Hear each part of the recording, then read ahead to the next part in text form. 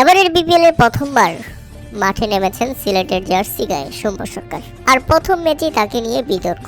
হ্যাঁ দর্শক, বিতর্কিত এক সিদ্ধান্তে পরিণত হয়েছেন সৌম্য সরকার, যেখানে ব্যাপকভাবে খেপে গিয়েছিলেন তিনি এবং চতুর্থ আম্পায়ারের কাছে জিজ্ঞাসাবাদ করছিলেন তিনি কি সত্যি আউট ছিল। প্রিয় দর্শক, আপনার কাছে কি মনে হয়েছে?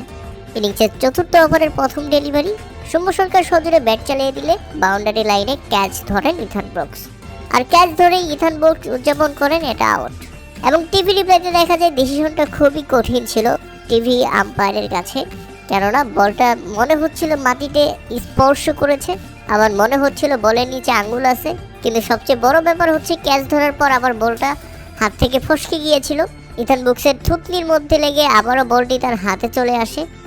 সেখানে মাটিতে টাচ করেছে কিনা সেটা নিশ্চিত হওয়া যায়নি, তবে এ যাত্রায় টিভি আম্পায়ার এটাকে আউট ঘোষণা করেন এবং সৌম্য সরকার বিরক্ত হয়ে মাঠ ছাড়েন।